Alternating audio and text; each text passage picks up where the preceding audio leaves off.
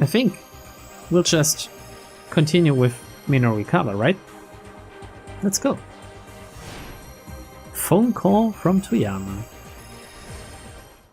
Okay, I think we're at the point where everything went right. There we go. 10 minutes on the dot, the driver announced. Minorikawa righted himself and looked out the window. Shibuya Station. I knew you could do it, Mr. Kimisuka. He told the driver how to get to Heaven Publishing. It shouldn't be more than 5 minutes further. Sir, if I may ask, just what are you in such a hurry over? Son of a bitch. I beg your pardon? Kimisuka bristled. Not you, the guy who's waiting on me, Minorikawa said. I'm gonna give that son of a bitch a piece of my mind.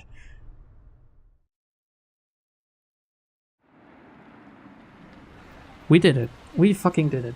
And it only took me about 3 more minutes of holding down enter. So the game proceeds. The multi-tenant building where Heaven Publishing had its offices came into view. The taxi stopped outside. Minorikawa opened the door as he hurriedly reached for his wallet. Then he stopped. What if the worst had come to pass and he needed to take Toyama to a hospital? Should he have the taxi wait here? Or would it be better to call an ambulance? Sir, is there a problem? The driver asked. Wait here, I'll be right back. No, I'm fine, you're a lifesaver. How much do I owe you? I think it's better we let him wait, right? Because even if we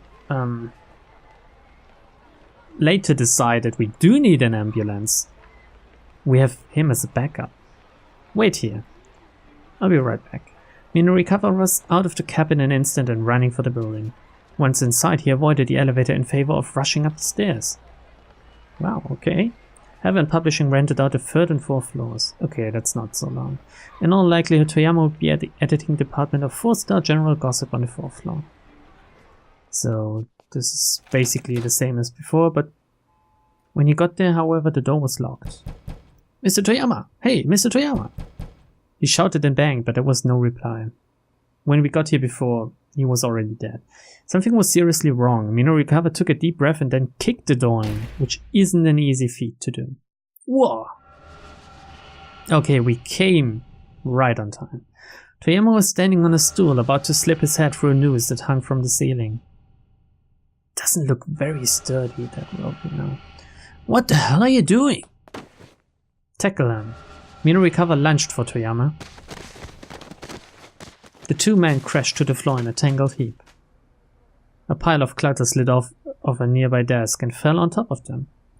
Minorikawa, what are you doing? Toyama whined. Dragging himself back to his feet proved something of a challenge. That's what I'd like to know. Minorikawa's fury was mounting. What the hell is this all about? He jabbed an accusing finger at the noose hanging from the ceiling. Oh, Dad, one of the fluorescent lights died. I was just swapping it out. Don't you feed me that bull. What was that phone call all about? That business about how the only thing you could do was die. Tell me. Oh, just a joke.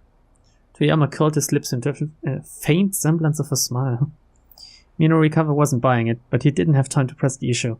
And it's also better not to shame someone that tried to kill themselves, I think.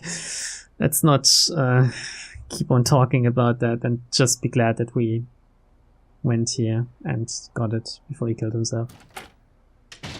A cute little voice echoed through the editing office. Daddy, I'm back from the store.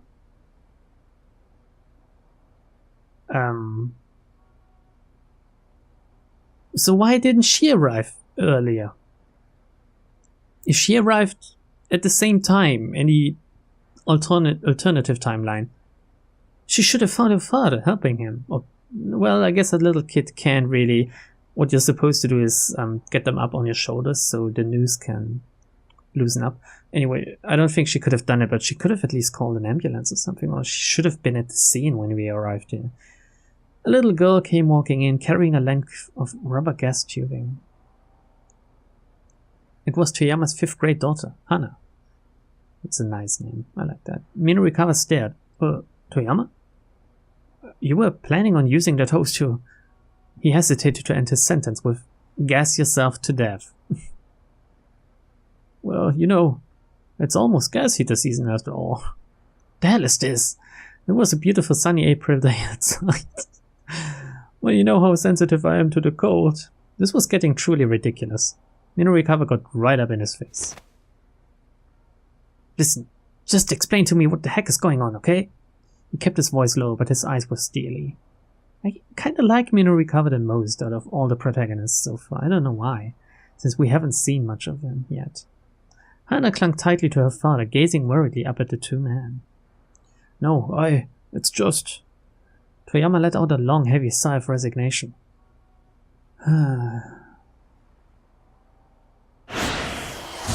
Oh? Well, that was short, wasn't it? To progress further, you'll need to jump from another protagonist. Sometimes jump keywords might be hidden within a tip. A man named Junichi Yanagishita shows up in Tama's story at 11:20. And he lets out a sigh like Toyama's. Try checking the tip for that sigh. What?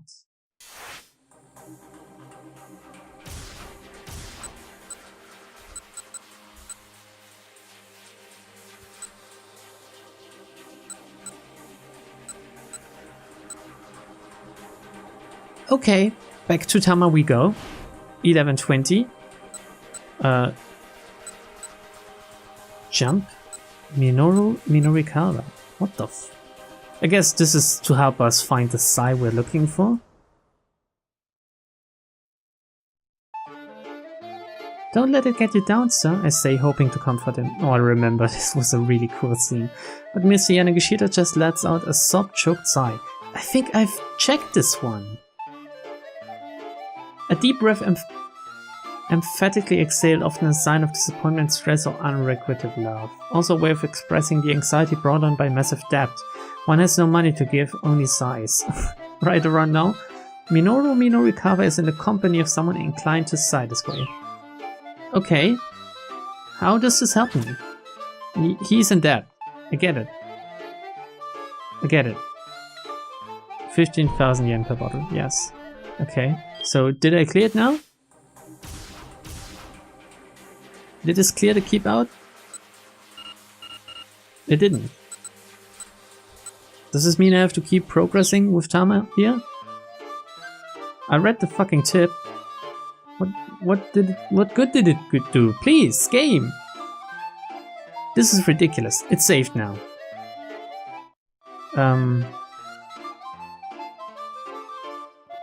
Come on, I even got to the choice. So does this mean now? Since it's saved? Did it clear it out? Keep out? No? Do we just... I think we just leave that for now. And... oh god, fuck me. The game is so convoluted. And it doesn't help that you can't skip parts you've already read. Every fucking visual novel has this feature. Every single one, I think. I can't remember another one that doesn't let you skip, at least. Not skip the choices or something, but at least make the text faster. Skip ahead by holding control or something. It doesn't work in this game. Or maybe I'm too retarded and I really haven't found the button. But yeah, let's continue with Osawa next time, because I'm quite sure that we can continue him. God damn it, 428 Shibuya Scramble.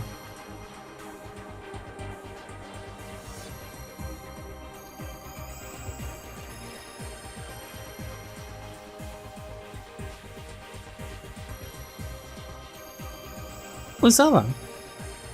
Let's see. Tanaka. 11:20 as well.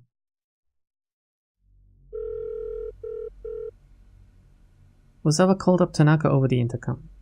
There's something I want to show you. Okay, yes, this is where we show him the shit. We need to find the moment we get out and pass out. He knows all this shit. Yep, the UA virus. UA? What? I don't know how it's pronounced. I don't even know if it's a real thing or not. Is it?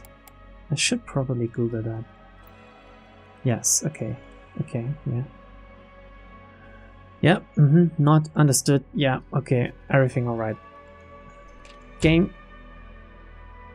I really hate when you do that. I really fucking hate it. Just let me fucking skip, please. This is not fun.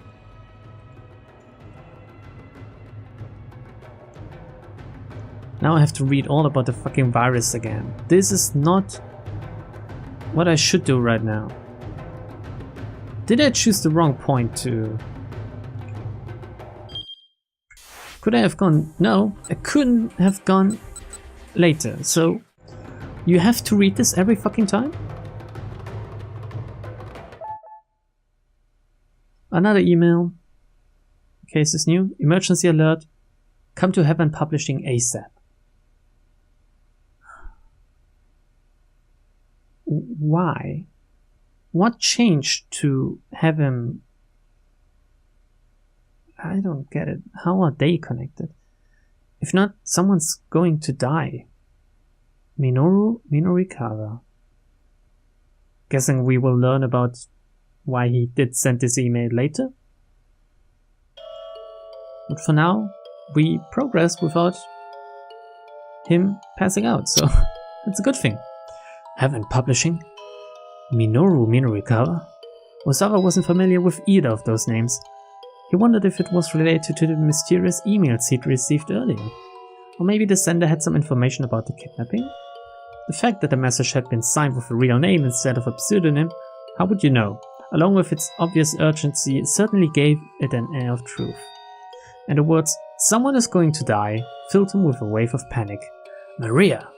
There was no time to waste. In a rush, he found directions to Heaven Publishing on his computer, then slipped out of the house. Really? The police didn't stop him? Okay.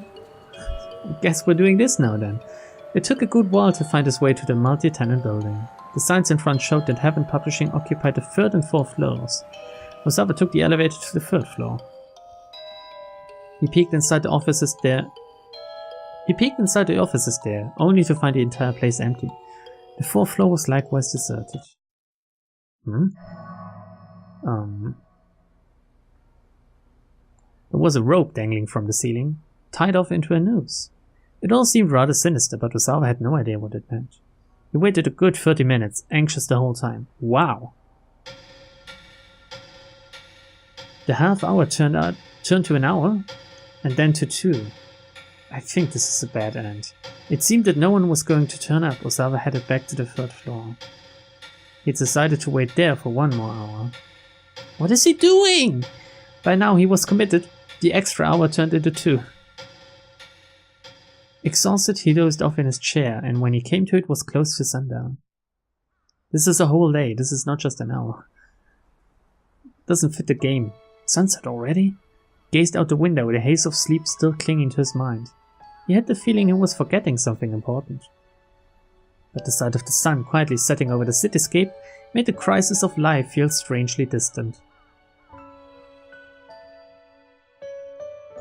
Amazing. The time of peace and quiet he had longed for was right here.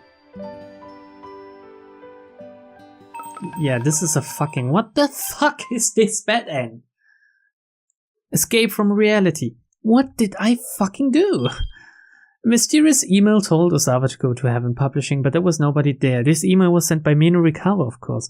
At around 11:30, he blasted out an email to all the reporters he knew, but in his hurry, he screwed up one of the addresses, which, coincidentally, delivered a copy of the message to Osawa.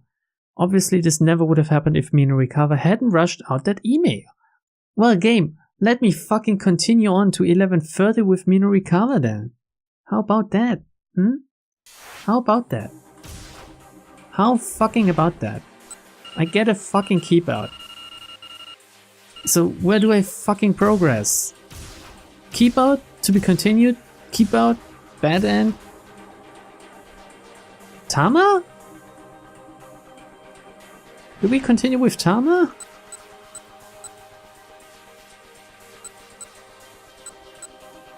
I think we just have to go through this shit then. Let's jump to that point and skip ahead to wherever we could get something new. God. This is driving me crazy now. Okay, the game saved just now, so maybe I'm at the point where something new happens. I can't even remember how this ended last time. We're in the flashback where we find out how we got the costume. Anyway, real quick, could you put this on? Mr. Yanagishita briskly rummaged through his bundle and thrust the cat costume out towards me. Yes, here. Gotta hand out some samples. Job's already started. This is how we got into the costume. And it's saved again, okay. Looking back on it, it was a pretty ridiculous turn of events. Still, if I'm going to get my hands on that necklace, I have to take the chance that this job will pay out. Oh, there's a knock at the door. This is definitely new. Huh? Who could it be? Minister Yanagishita asks. Jesus, we got a customer already? He opens the door and heads outside. No way is that a customer, Chiri says. I mean, right? She guzzles from a 2-liter bottle of iced tea. No one's gonna buy something as sketchy as this. I guess not, I agree. About the only thing I can really say about Burning Hammer is that it's spicy.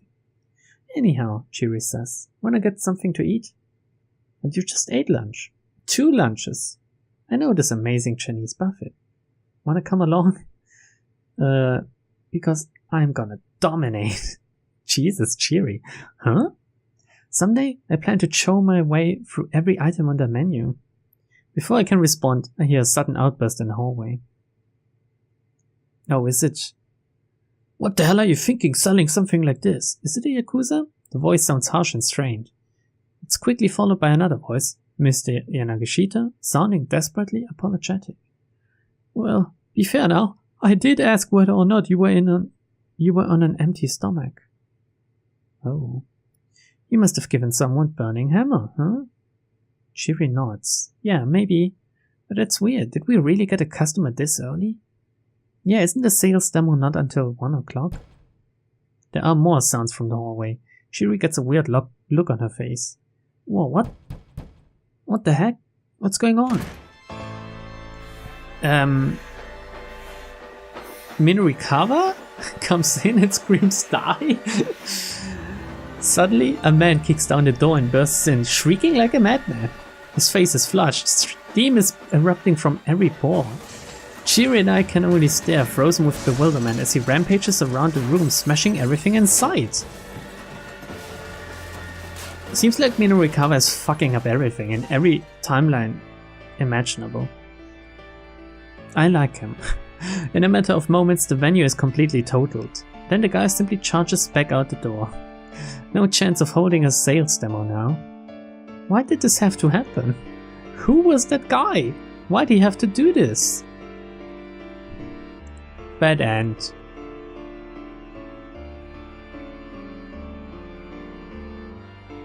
Demo postponed. Oh, game. Please. There wasn't much Tama and Chiri could do to stop the strange intruder from destroying the sales event. But why did he show up in the first place, especially at this hour? The man in question has a clear choice to make it 11:30, and poor Tama's fate hinges on what he decides. Game, you can't just fucking assume that I decided wrong for a decision I haven't even made yet, you know? That's just an asshole move to do. But okay. So... it didn't clear the keep out. I don't get it. To be continued? Keep out? Didn't clear that keep out? Okay. Fuck, I think I'm stumped. I don't know what the fuck to do. I jumped now. But...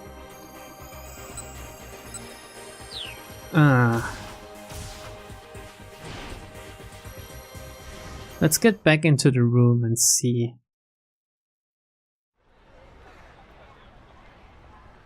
See if something changed now that I jumped and that I played Tama's route all the way to the end.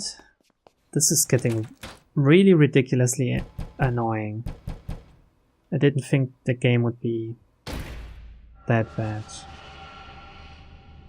When it comes to decisions, at least. Everything else is great. I like the music, I like the characters, I like the story.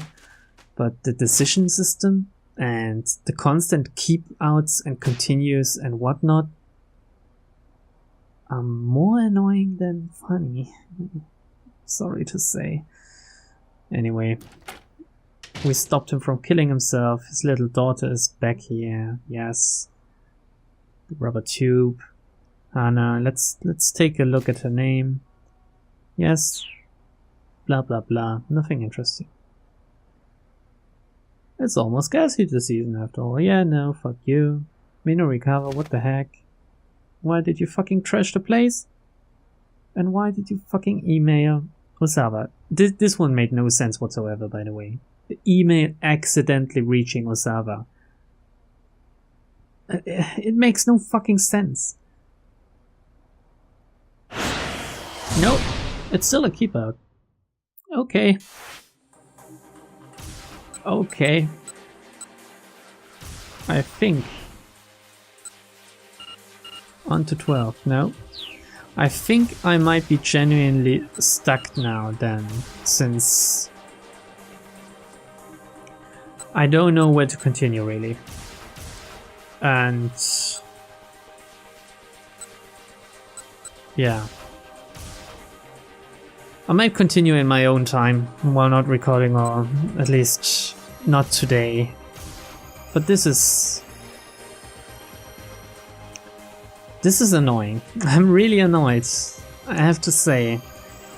Kinda angry at the game at the moment, so I should probably just stop before I get even more angry and lose my interest in all of this.